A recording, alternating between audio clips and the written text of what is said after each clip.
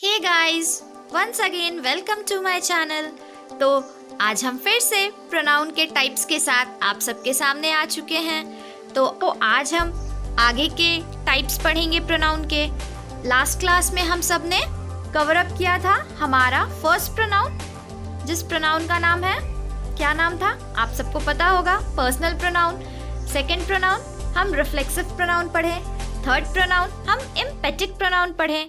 तो आज हम सब पढ़ेंगे हमारा फोर्थ प्रोनाउन, डेमोन्स्ट्रेटिव प्रोनाउन। ये देखो कितनी सुंदर से आ रही है स्क्रीन पे हमारा डेमोन्स्ट्रेटिव प्रोनाउन। इसे हिंदी में देखते हैं क्या बोलते हैं, संकेतवाचक सर्वनाम। अब आप सबके माइंड में तुरंत दौड़ रहा होगा संकेत को ही देखकर कि आखिर ये होता क्या है। तो डेफिनेशन तो आप सबको पता चल ही गया होगा। छोटे छोटे बच्चे इतने ज़्यादा इंटेलिजेंट होते हैं कि वो वर्ड से ही उसकी डेफिनेशन पकड़ लेते हैं। तो ये देखो क्या दिया हुआ है, the pronounce which point out the things a person for which they stand. ये देखो, मतलब इसे मैं और क्लियर करती हूँ, बिल्कुल टेंशन लेने की जरूरत नहीं है। सिंपल वैसी वाक्यों में जहाँ this, that, these and those use किया जाता है ना, उसे ही हम डेमोन्स्ट्रेटिव प्रोनाउन कहते हैं। अब आप ही बताओ, दिस से ही संकेत किया जा रहा है। यह मतलब उसे संकेत हो रहा है।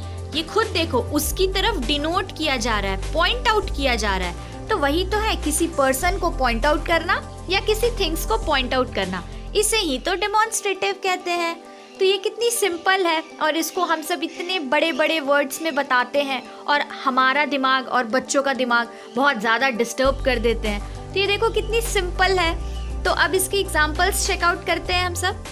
What are the examples? This is a book. ये बता रहा है ना, ये एक बुक है। ये देखो स्क्रीन पर बुक नजर आ रही है, इसे हम बुक कहते हैं। तो ये बुक क्या है? This is a book. लेकिन यहाँ पे काफी ज्यादा बुक्स हैं, ये प्लूरल फॉर्म में है, तो दिस का प्लूरल दीज होता है। तो ये सब आप याद रखना, दिस का प्लूरल दीज होता है। ठीक है गाइस? और ये बता रहा है कि यह बुक है। बुक एक थिंग है, थिंग को पॉइंट आउट कर रहा है। इसका मतलब ये संकेत कर रहा है, डेमोन्स्ट्रेटिव है। जैसे tree, that is a tree, यानी कि देखो एक चीज और देखो, दिस जो है वो हमारे नजदीक यानी जो सामने में हो उन चीजों को डिनोट करता है, और दैट जो है वो दूर की चीजों को डिनोट करता है। दैट इज अ ट्री, वो ट्री जो है, वो पेड़ जो है दूरी पर है, इसलिए बताया जा रहा है दैट इज अ ट्री। और फिर दैट का प्लूरल दोज होता है, तो दोज आर ट्रीज। तो ये बहुत सिंपल हो गया। तो लेट्स मूव ऑन, आगे देखते हैं हमारा नेक्स्ट प्रोनाउन क्या है। ये देखो स्क्रीन पर अभी आ जाएगा, ज्यादा वेट नहीं कराऊंगी। Indefinite pronoun. अब इसे हिंदी में देख लेते हैं, निश्चयवाचक सर्वनाम। देखो सिंपल है, कितनी सिंपल है गाइस। अनिश्चय, इसी से पता चल रहा है, मतलब जिसका कोई भी प्रिडिक्शन ना हो, कोई भी यानी कि कुछ निश्चय ना हो। जनरल वे में जब हम कुछ बोल देते हैं, पर्सन और थिंग्स का जब रिफ्लेक्शन हम किसी जनरल वे में देते हैं, तो उसे ही तो अनिश्चयवाचक सर्वनाम कहते हैं, उसे ही तो इंडेफिनाइट प्रोनाउन कहते हैं। यानी किसी निश्चित व्यक्ति के बारे में नहीं बताया जा रहा है। मतलब एक होता है ना, राम इज अ बॉय, यहाँ पर्टिकुलर राम के बारे में बताया जा रहा है। या फिर वहाँ पे बोल देंगे दे आर बॉयज, तो वहाँ पे तो किसी पर्टिकुलर पर्सन के बारे में नहीं बता रहा है। तो ये जो दे हो गया, ये यहाँ पर इंडेफिनाइट प्रोनाउन हो गया। लेट्स सी द एग्जांपल्स, आपको और ज्यादा क्लियर हो जाएगा। ये देखो, एनीबडी कैन डू इट, कोई भी ये कर सकता है। एनीबडी क्या हो गया? किसी पर्सन या थिंग को तो डिनोट नहीं कर रहा, ये बस अनिश्चय है, यानी कि किसी निश्चित तरीके से नहीं बता रहा, कोई भी हो सकता है वो। अब देखो सेकंड एग्जांपल क्या है, सम वर हैप्पी, कुछ खुश थे। अब कुछ में नाम नहीं बताया, इना मीना जी का किसी के बारे में नहीं बताया, यहाँ सिर्फ बता रहा है सम वर हैप्पी। तो थर्ड हमारा क्या है, ये देखो, ऑल आर नॉट फूल्स, हम सब मूर्ख नहीं है। ऑब्वियस सी बात है, हम सब मूर्ख नहीं है। मूर्ख रहते तो अभी हम सब कुछ कर थोड़ी रहते। इतने इंटेलिजेंट है हमारा यूथ, इसलिए तो कुछ ना कुछ कर रहा है सब लोग।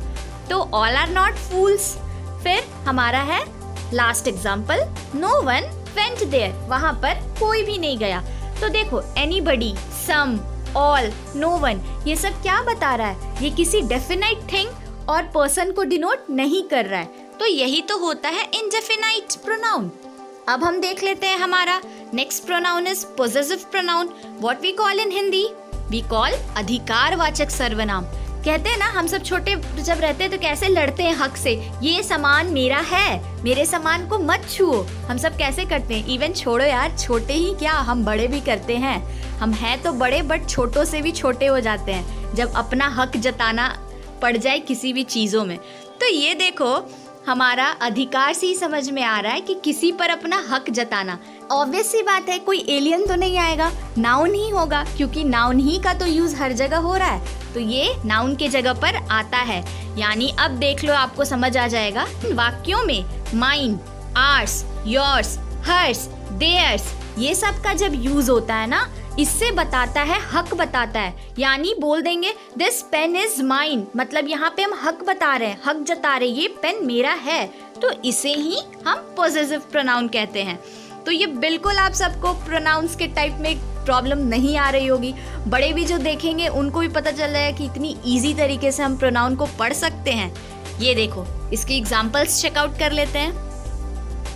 द स्कूल इज आर्स, हम हक से बोलते हैं ना, कोई पूछता है किस स्कूल में पढ़ते हो, कैसे बता, अरे इस स्कूल में पढ़ते हैं। यहाँ पर हम हक से बताते हैं दिस स्कूल इज आर्स। और उसके बाद सेकंड एग्जांपल है दैट फ्रॉक इज हर्स, मतलब कैसे बोलते हैं, ये उसकी फ्रॉक है, छोड़ो, तुम मत छुओ। तो वही चीज है कि दैट फ्रॉक इज हर्स, किसी पे अपना हक बताना। किसन भी आ गया, तो नाउन पर अपना हक जो जताता है उसे ही हम पॉसेसिव प्रोनाउन कहते हैं। तो ये हमारा आज 3 प्रोनाउन पढ़े, 3 प्रोनाउन हम लोग लास्ट क्लास में पढ़े और 3 प्रोनाउन हम फ्राइडे को पढ़ेंगे। फ्राइडे को ही मैं आप सबके सामने इसकी नोट्स प्रोवाइड कर दूंगी, ताकि आप जब नोट्स बनाओ तो आपको एकदम पानी की तरह क्लियर हो जाए प्रोनाउन के टाइप्स और प्रोनाउन चैप्टर। एक्सरसाइज भी मैं उसी दिन डिस्क्रिप्शन में लिंक डाल दूंगी। Till then thank you. और अगर आज का क्लास आप सबको पसंद आया होगा तो एज यूजुअल प्लीज़ मेरे वीडियो को लाइक देना, इससे मेरी भी मोटिवेशन बढ़ती है। और चैनल को सब्सक्राइब कर लेना और हर जगह इस वीडियो को स्प्रेड कर देना, ताकि सभी बच्चे बिल्कुल एंजॉय करके हमारे क्लासेस को पढ़ें।